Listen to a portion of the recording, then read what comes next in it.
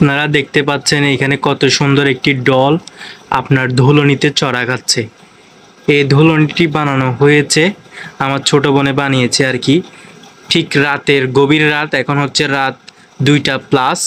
তো বসে বসে অনেকক্ষণ যাবত ধরে দেখতেছি সে কিছু অ্যাক্সেসরিজ নিয়ে, এই যে অ্যাক্সেসরিজগুলো দেখতে পাচ্ছেন এখানে, অ্যাক্সেসরিজগুলো নিয়ে সে হচ্ছে কি যেন বানাচ্ছে।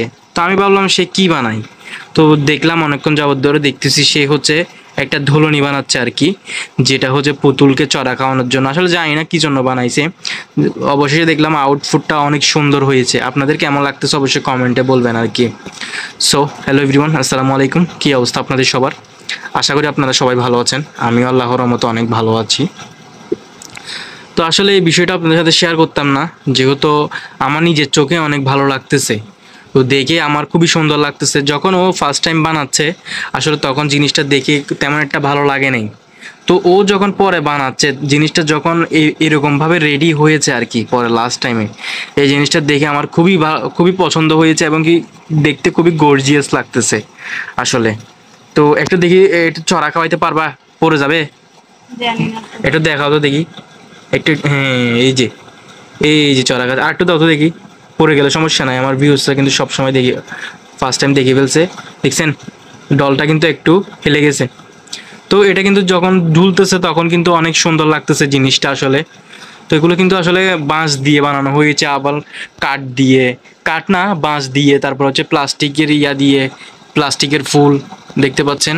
নিচে হচ্ছে ফোলা, আপনারা জানি না বুঝতেছেন কিনা, নিচে হচ্ছে ফোলা, মানে ফোম জাতীয় যে ফোলাগুলো আছে ওই ফোলাগুলি আর কি নিচে।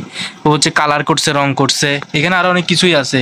সে অনেক কিছুই দিছে এখানে, অনেক কিছু দিয়ে আপনার কালার, রঙের টিয়া দিয়ে, অনেক হাবি জাবি অনেক কিছু দিয়ে হচ্ছে সে এগুলোটা রেডি করছে আর কি। তো শেষমেশ কিন্তু জিনিসটা দেখতে খুবই চমৎকার লাগতেছে। আমি জানি না আপনাদের কেমন লাগতেছে। দেখি আর একটু দোলন দাও তো দেখি পরে কিনা। হ্যাঁ, আচ্ছা, এটা এখানে নাকি আরো ডিজাইন করবে। আমি জাস্ট এই লাস্ট এই জিনিসটা দেখাইলাম, পরে যদি আরো ডিজাইন করে তখন আপনাদের সাথে শেয়ার করবো আর কি। পুতুলটা নিয়ে ফেলবা? দেখি পুতুলটা নাও তো, নাও পুতুলটা নাও।